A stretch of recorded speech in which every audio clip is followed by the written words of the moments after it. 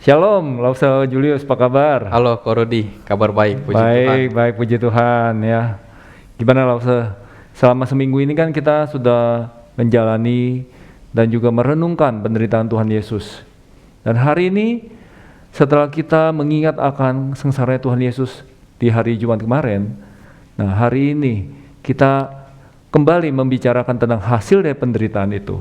Kenapa sih dipilih hari Sabtu Lause? Kalau boleh tahu, tolong di-sharing. Ya, sebetulnya hari Sabtu ini adalah hari antara. Kemarin kita sudah memperingati tentang kematian Tuhan Yesus. Dan besok adalah kita akan merayakan kebangkitan Tuhan Yesus. Hari Sabtu ini diapit dengan dua peristiwa besar ini. Dan saya pikir ini merupakan hari yang penting untuk kita berefleksi sebetulnya.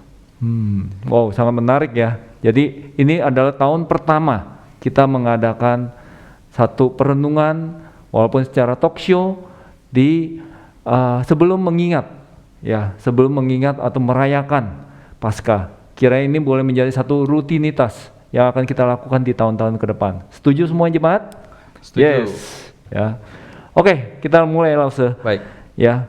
Jadi seperti yang tadi sempat kita bicarakan bahwa sepanjang minggu ini kita membahas tentang penderitaan Tuhan Yesus. Nah, ya, kalau kita sudah melewati pembicaraan begitu banyak tentang penderitaan, Lause, sekarang kita ingin membicarakan sebenarnya sesudah penderitaan itu kita lewati, ada hal apa yang akan terjadi atas kita? Ya, mari kita melihat beberapa contoh di dalam tokoh Alkitab. Pertama kita melihat Ayub. Nah, Ayub ini adalah orang yang juga menderita. Awalnya tidak, awalnya dia hidup dengan baik. Dia orang yang saleh, orang yang takut akan Tuhan, orang yang diberkati oleh Tuhan, punya banyak harta. Kemudian keluarganya juga baik-baik saja ya, anak dan istrinya baik-baik saja. Nah kemudian Ayub ini diizinkan oleh Tuhan mengalami satu penderitaan, bukan karena Ayub sedang dihukum oleh Tuhan, tetapi Tuhan ingin melihat ketulusan daripada hati Ayub. Di dalam penderitaan itu Ayub memang bergumul di dalam Tuhan. Tetapi kita melihat endingnya, Ayub dapat melewati pergumulan ini dan dia menjadi orang yang menang di dalam pergumulan. Yang kedua kita melihat tentang Tuhan Yesus. Tuhan Yesus juga menikmati kemuliaan di surga begitu ya, bersama dengan Allah Bapa. Dia tinggal di surga. Nah, namun ketika Allah Bapa memintanya turun ke dalam dunia, di sanalah Tuhan Yesus mulai menderita. Dia harus disalib untuk menebus dosa kita. Dan kemudian Tuhan Yesus menebus dosa kita melalui karya salibnya itu. Nah, namun kita melihat Tuhan Yesus ini di dalam penderitaannya ini, dia juga bergumul. Karena itu kita tahu tentang peristiwa Getsemani, di mana Tuhan Yesus bergumul begitu rupa sampai peluhnya berubah menjadi seperti darah begitu ya. Karena dia begitu gentar akan menjumpai peristiwa persaliban itu. Namun kita melihat Tuhan Yesus adalah pribadi yang taat kepada kehendak Bapa. Dia taat sampai akhirnya mati di atas kayu salib untuk menebus dosa kita. Ya, itu semua Tuhan lakukan karena Ia mencintai setiap kita. Dari dua tokoh Alkitab ini kita melihat bagaimana mereka adalah orang-orang yang sebetulnya adalah orang-orang yang tekun ketika ada di dalam penderitaan. Lalu mereka juga adalah orang-orang yang memiliki ketahanan yang baik. Tekun dan ketahanan ini merupakan hal yang tidak bisa dipisahkan. Mereka punya endurance yang baik begitu. Seperti sebuah bangunan yang memiliki ketahanan walaupun digoncang oleh badai, oleh angin ribut dan sebagainya, namun tetap berdiri dengan kokoh. Demikian juga dua tokoh Alkitab ini, Ayub dan Tuhan Yesus. Mereka punya ketahanan yang baik dan mereka juga memiliki ketaatan. Mereka tekun, mereka tahan, memiliki ketahanan, kemudian mereka juga memiliki ketaatan. Lalu pada akhirnya mereka menghasilkan kemenangan. Tuhan Yesus tekun, Tuhan Yesus memiliki ketahanan di dalam penderitaannya, dia taat kepada kehendak Bapa, karena itulah dia berhasil menang dan dia mati di atas salib untuk menebus dosa setiap kita. Tuhan melakukan itu semua karena Tuhan mencintai kita. begitu ya. Tuhan mencintai kita. Memang walaupun Ayub dan Tuhan Yesus itu mereka bergumul di dalam penderitaannya, namun kita melihat penderitaan mereka berdua itu adalah sebuah penderitaan yang tidak mudah begitu ya. Namun mereka punya ketekunan di dalam penderitaan itu, lalu mereka punya ketahanan di dalam penderitaan itu, seperti sebuah bangunan yang walaupun diterjang oleh angin kencang, diterjang oleh hujan yang lebat, namun tetap berdiri dengan kokoh. Demikianlah sebetulnya Tuhan Yesus dan Ayub. Dan kemudian juga mereka adalah orang-orang yang taat, begitu ya. Mereka tidak kemudian mengkhianati Tuhan atau berpaling daripada Tuhan, namun mereka taat kepada Tuhan, terlebih Tuhan Yesus taat kepada kehendak Bapa untuk menggenapi rencana Bapa, yaitu menebus seluruh umat manusia. Mereka melakukan hal ini, mereka tekun, mereka taat, kemudian juga mereka punya ketahanan yang baik. Karena itulah mereka bisa melewati pencobaan ini di dalam kemenangan, yaitu kemenangan setidaknya mereka bisa mempertahankan iman mereka dan mereka dapat menyelesaikan tugas yang diberikan oleh Bapa sampai akhir. Nah, memang di dalam kehidupan kita seringkali kita juga melewati hal-hal yang ini ya, yang seperti ini. Awalnya kita terlihat baik-baik saja dalam kehidupan kita. Kita menjalani kehidupan ini dengan lurus begitu ya, kita melihat semuanya baik, semuanya nyaman. Kita kemarin dengar kesaksian Dr. Linda ya, dia hidup dengan suaminya, dengan anak-anaknya, semuanya baik sekali berjalan. Namun ketika Tuhan panggil suaminya, semuanya berubah. Kita juga tadinya hidup baik-baik saja, tetapi kemudian Corona datang, lalu di sanalah mulai kehidupan kita berubah begitu ya. Pekerjaan sulit, ekonomi sulit, kemudian begitu banyak pergumulan terjadi di dalamnya. Bahkan gereja juga tidak mudah dalam masa-masa pandemi ini.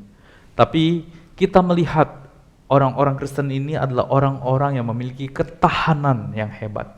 Mereka punya juga ketekunan di dalam Tuhan untuk terus mengikut Tuhan dengan setia.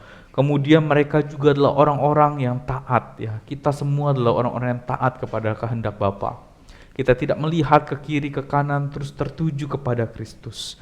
Dan pada akhirnya kita dapat mempertahankan iman kita di dalam kemenangan bersama-sama dengan Tuhan. Wow, luar biasa sih ya, Lause, bahwa kita belajar khususnya dari Tuhan Yesus bahwa tentang ketekunan, ketahanan, dan ketaatan. Ini ada 3 hal yang menjadi di mana Tuhan Yesus sendiri memberikan contoh, dan tentunya dengan pertolongan Allah Roh Kudus kita akan dimampukan untuk mengikuti dan melakukan hal yang sama juga, Lause ya. Nah, Lause, kalau kita juga berpikir apakah semua orang Kristen pasti berhasil melewati penderitaan-penderitaan ini? Ya, kita mari melihat juga murid Tuhan Yesus di dalam penderitaan yang mereka hadapi. Khususnya setelah Tuhan Yesus mati di atas kayu salib, mereka itu sebenarnya sedang mengalami satu goncangan. Ya, mereka itu dikatakan di dalam salah satu bagian di dalam Yohanes, mereka itu mengunci pintu, kemudian mereka di dalam kondisi yang gentar dan takut.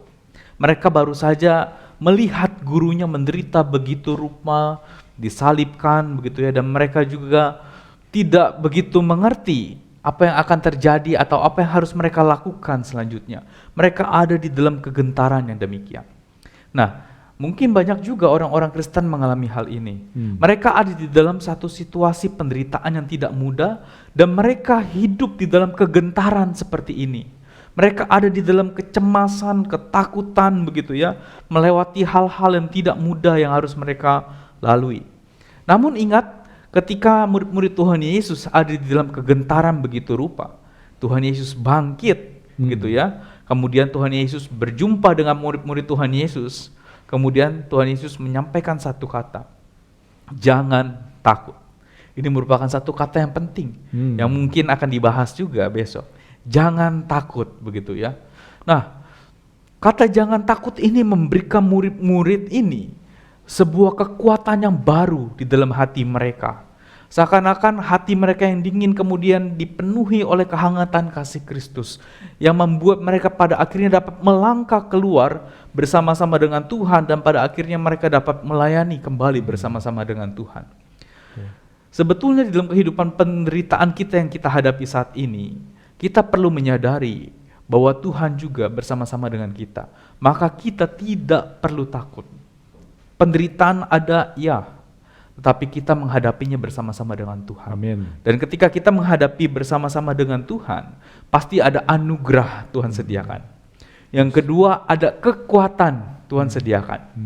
Di dalam 2 Korintus 4 ayat yang ke-7 dikatakan ada kekuatan yang melimpah-limpah katanya. Ada kalimat kekuatan yang melimpah-limpah. Artinya kekuatan itu sangat banyak sekali dicurahkan oleh Tuhan untuk orang-orang percaya. Menghadapi peristiwa yang tidak mudah, menghadapi duka cita, menghadapi penderitaan, menghadapi setiap kesulitan dalam kehidupan kita, ada kekuatan yang melimpah-limpah yang Tuhan sediakan bagi setiap kita. Ini menjadi sebuah penghiburan dan kekuatan bagi kita. Penderitaan ada, betul.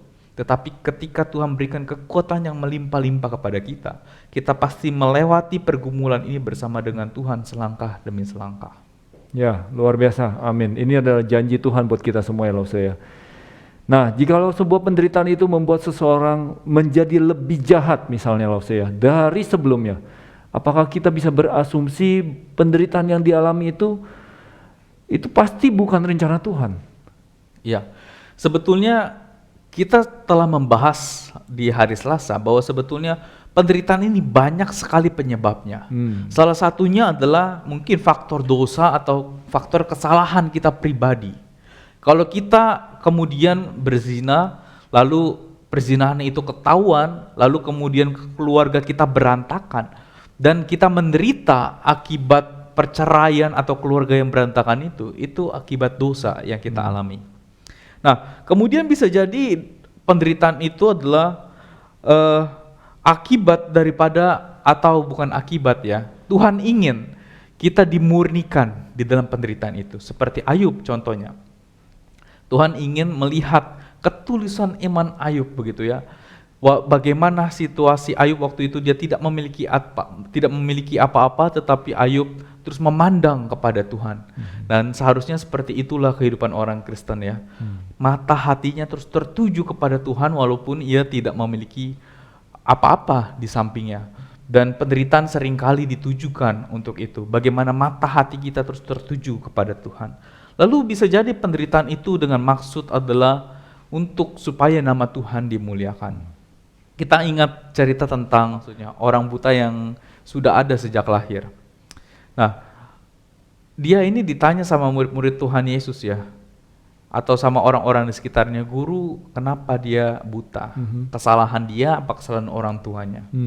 Lalu Tuhan Yesus itu berkata, bukan karena dia bersalah, bukan karena orang tuanya yang bersalah, tetapi memang kemuliaan Tuhan harus dinyatakan melalui kehidupan orang itu. Nah, atau bisa jadi penderitaan itu terjadi karena memang kita anak-anak Tuhan itu berlawanan dengan dunia. Kita adalah anak-anak terang dan dunia ini adalah kegelapan. Terang dan gelap tentunya tidak bisa bersatu. Dan ketika terang dan gelap ini tidak bisa bersatu, seringkali kita anak-anak Tuhan menderita begitu ya. Kita tidak bisa menikmati kenikmatan dunia, kita tidak bisa hidup dalam dosa. Itulah hal-hal yang harus kita sangkali begitu. Dan itulah yang harusnya kita lakukan sebagai orang-orang Kristen, menjauhi dosa dan berkata tidak terhadap semua dosa itu. Dan kemudian juga orang-orang dunia bisa jadi tidak senang dengan nilai-nilai yang kita miliki. Kita punya value-value tertentu begitu ya, yang harusnya berani berkata tidak terhadap dosa. Tetapi orang dunia seringkali memaksa kita untuk melunturkan value ini. Ini yang gawat begitu.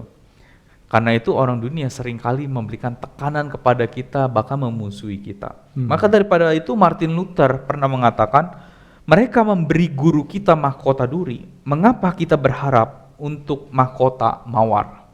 Artinya orang dunia membuat Tuhan Yesus begitu menderita. Mengapa kita berharap orang dunia sekarang membuat kita begitu nikmat, begitu ya. Ya, seperti itu kurang lebih, Ko Rudi. Jadi intinya bahwa penderitaan itu Tuhan izinkan dengan maksud dan tujuan Tuhan yang pasti lebih mulia untuk kita. Ya. Ya, salah satunya tujuannya untuk memurnikan kita juga, ya, dan membawa kita lebih dekat kepada Tuhan. Ya. Nah, kalau begitu Lause, dikaitkan dengan penderitaan Kristus khususnya, bagaimana kita seharusnya ya punya harapan terhadap hasil daripada penderitaan yang kita alami ini? Ya. Memang penderitaan yang paling menyebalkan atau yang paling mengerikan bisa jadi adalah penderitaan karena dosa. Karena hukumannya adalah hukuman kekekalan, begitu ya. Namun seringkali manusia terikat di dalam dosa ini. Bahkan kecanduan, begitu ya, tidak bisa melepaskan diri dari dosa-dosa ini. Misalnya narkoba, kemudian minum-minuman keras, perzinahan, ini adalah dosa-dosa yang seringkali adiktif dan sangat mengikat kita. Dan mungkin ada begitu banyak hal lagi, dosa-dosa yang tidak saya sebutkan, yang mengikat kita, begitu ya, yang mengikat kita. Dan kita tidak bisa lepas dari dosa ini. Namun untuk itulah Tuhan Yesus datang ke dalam dunia, menderita, mati di atas kayu salib dan menebus dosa kita. Supaya kita tidak lagi terikat oleh penderitaan akibat dosa ini, supaya kita tidak lagi ada di dalam pergumulan dosa ini, atau kita bisa simpulkan supaya kita bisa lepas daripada belenggu dosa ini. Kita tidak lagi dirantai oleh dosa dan mengikuti keinginan dosa itu. Tetapi ketika Tuhan Yesus mati di atas kayu salib, kita memiliki satu kekuatan yang diberikan oleh Tuhan untuk berkata tidak terhadap dosa. Dulu kita seperti dirantai dan hanya mengikuti keinginan dosa. Kemana dosa menarik kita, kesanalah kita akan ikut. Namun sekarang kita memiliki kekuatan untuk berkata tidak terhadap dosa. Oleh karena darah Tuhan Yesus sudah menebus dosa setiap kita, kuasa dosa sudah dipatahkan, dan kita bisa berkata tidak terhadap dosa. Dan kita sudah bisa menang dari dosa. Wow, luar biasa loh. Jadi dengan kuasa Kristus yang kita akan rayakan besok, yaitu di hari Paskah, Kristus sudah menang atas dosa-dosa, akan memberikan kita kuasa dan memampukan kita untuk hidup dan berkata tidak terhadap dosa ya, Lause. Ya. Wow. Nah, Lause, bolehkah diberikan pesan kepada semua jemaat-jemaat yang sekarang ini sedang mengalami penderitaan? Ya, mungkin ada penderitaan-penderitaan yang kita tidak tahu, tetapi bagaimana dari pandangan firman Tuhan mengenai penderitaan-penderitaan yang tadi sudah panjang lebar Lause jelaskan? Ya, saya ingin bacakan dari 2 Korintus pasal yang keempat, ayat yang ke-17. Dikatakan, sebab penderitaan ringan yang sekarang ini mengerjakan bagi kami kemuliaan yang melebihi segala-galanya, jauh lebih besar daripada penderitaan kami. Nah, dikatakan penderitaan sekarang ini, penderitaan ringan yang sekarang ini. Ringan artinya bukan maksud kita mengecilkan penderitaan yang kita alami. Penderitaan yang kita alami tentu saja adalah satu penderitaan yang tidak mudah, penderitaan yang membuat hati kita susah sampai bergumul begitu rupa. Namun ketika penderitaan ini disandingkan begitu ya dengan penghukuman kekal, sebetulnya ini adalah hal yang jauh begitu ya. Jadi kalau kita menderita saat ini tetapi kita tidak menerima hukuman kekal, ini merupakan satu hal yang sangat jauh. Kita bersyukur sekali. Lalu kalau penderitaan ini kita sandingkan dengan penderitaan Kristus, mungkin itu akan sangat jauh sekali. Ya, karena Tuhan itu menanggung seluruh dosa umat manusia di atas kayu salib bagi kita. Karena itulah penderitaan yang sekarang ini adalah satu penderitaan memang yang tidak mudah, namun kita harus syukuri adalah penderitaan yang bisa kita lewati bersama-sama dengan Tuhan. Penderitaan ini mungkin kita alami kadang-kadang sudah lama begitu ya, berpuluh-puluh tahun. Tapi ingat, di dalam jangka waktu tertentu. Selama kita hidup mungkin masih ada penderitaan di waktu itu. 50 tahunkah, 80 tahunkah mungkin kita menderita. Namun Alkitab mengatakan demikian.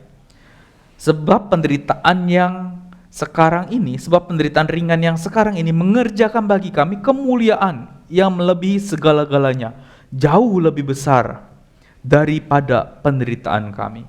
Nah, penderitaan yang sekarang ini mengerjakan, katanya, kemuliaan kekal, kemuliaan kekal. Artinya penderitaan ini tidak sepadan dengan kemuliaan kekal yang akan kita dapatkan. Artinya ini penderitaan 80 tahun, namun kemuliaan ini kekal sifatnya. Kekal itu tidak ada jangka waktunya dan kita menikmati kehidupan bersama-sama dengan Tuhan di dalam kekekalan. Dan di dalam kekekalan itu kita melihat bahwa janji firman Tuhan ya, bahwa di dalam kekekalan tidak ada lagi air mata, tidak ada lagi tangisan, tidak ada lagi penderitaan. Dan kita hanya hidup menikmati Tuhan, menikmati kebesaran dan kasih Tuhan di sana. Dan kita harusnya bersyukur karena kita bisa mengalami hal itu suatu saat nanti bersama dengan Tuhan. Karena itulah kita sebetulnya perlu menunjukkan mata dan hati kita sekarang kepada Tuhan. Memang penderitaan ini berat begitu ya, penderitaan ini tidak mudah. Mari mata kita tertuju kepada Tuhan saja sambil kita meminta kekuatan daripada Tuhan. Saya percaya ada kekuatan yang melimpah-limpah yang Tuhan berikan kepada kita. Dan kekuatan itulah sebetulnya diberikan kepada Tuhan, kepada Paulus juga. Karena itulah di dalam ayat-ayat selanjutnya, di dalam 2 Korintus 4 ayat yang ke-8 dan selanjutnya, dikatakan Paulus itu mengalami tindasan ya, tetapi tidak terjepit. Dia kehabisan akal, namun tidak putus asa. Dianiaya, namun tidak ditinggalkan sendiri. Kemudian dihempaskan tapi tidak binasa. Itu karena kekuatan yang melimpah-limpah yang Tuhan berikan bagi Paulus. Dan saya percaya kekuatan yang melimpah-limpah itu diberikan juga oleh Tuhan kepada seluruh umat Tuhan, kepada seluruh orang-orang percaya yang mengasihi Tuhan. Penderitaan memang ada di sekeliling kita, tetapi kekuatan dan anugerah Tuhan juga ada beserta dengan kita. Amin, amin Lause. Ya, bahwa anugerah Tuhan selalu lebih daripada cukup untuk kita semua, seperti yang dikatakan juga oleh Rasul Paulus. Nah, John Piper mengatakan bahwa tujuan universal Tuhan untuk semua penderitaan orang Kristen, yaitu lebih banyak kepuasan di dalam Tuhan dan lebih sedikit kepuasan di dunia ini. Ya, thank you so much, Lause Julius. Hari ini kita belajar tentang bagaimana tentang penderitaan, hasil daripada penderitaan, dan di sepanjang minggu ini kita merenungkan tentang penderitaan Tuhan Yesus. Kiranya perenungan-perenungan ini boleh membawa kita lebih dekat kepada Tuhan, dan khususnya kita lebih mengerti Tuhan Yesus sudah mati di kayu salib buat kita, sambil menunggu bahwa besok kita akan merayakan kemenangan dan kebangkitan Kristus. Mari kita membawa diri kita untuk lebih dekat dan memohon pertolongan Roh Kudus untuk membawa kita makin menyerupai Dia hari lepas hari. Amin. Oke, Lause, boleh mungkin kita tutup di dalam doa untuk sekalian kita juga mendoakan jemaat-jemaat kita yang sedang bergumul. Oke, baik. Mari kita bersatu dalam doa. Kami bersyukur Tuhan melewati minggu ini bersama dengan Tuhan. Satu minggu ini kami membahas tentang suffering. Kami melihat dari berbagai sudut pandang dan kami bersyukur Allah kami adalah Allah yang menderita untuk menebus dosa setiap kami, sehingga setiap kami tidak perlu lagi menderita dan kami bisa hidup di dalam kekekalan. Tuhan melihat jemaat-jemaat Tuhan saat ini. Mereka sedang dalam pergumulan yang tidak mudah. Tuhan lebih mengerti apa yang mereka alami, dan kami percaya bahwa Tuhan Allah yang peduli dengan pergumulan mereka. Sekian lama jemaat Tuhan bergumul dan berdoa, tapi kami percaya Tuhan dengan mata iman kami, bahwa Tuhan sedang mengerjakan sesuatu bagi mereka. Tuhan sedang merencanakan sesuatu bagi jemaat-jemaat Tuhan ini. Karena itu Tuhan, tolonglah jemaat-jemaat-Mu, berikanlah kekuatan yang melimpah-limpah itu kepada setiap jemaat Tuhan yang saat ini sedang bergumul. Kepada setiap jemaat Tuhan yang sedang ada di dalam keadaan yang tidak mudah, kami memohon kekuatan yang melimpah-limpah itu Tuhan berikan bagi jemaat Tuhan, sehingga mereka bisa melangkah selangkah demi selangkah melewati hari-hari yang tidak mudah bersama-sama dengan Tuhan, hingga satu hari kelak ketika mereka menengok ke belakang, mereka bisa bersyukur kepada Tuhan karena mereka melewati pergumulan itu dengan kekuatan yang Tuhan berikan. Kami berdoa Tuhan, untuk besok kami akan merayakan Paskah Berkati setiap kami sehingga kami dapat memaknai secara dalam tentang kebangkitan Kristus, tentang kemenangan Kristus yang membuat setiap kami juga menang daripada setiap dosa-dosa kami. Terima kasih Bapa. Kami akhiri percakapan kami ini, tetapi biarlah Roh Kudus terus berbicara dalam hati kami. Dalam nama Tuhan Yesus kami berdoa. Amin. Amin. Oke, Thank you. Thank Thank you you, Ko ya Rudy. untuk hari ini ya. Thank you so much, Lawso. Thank you. Yo. God bless you semua. God bless.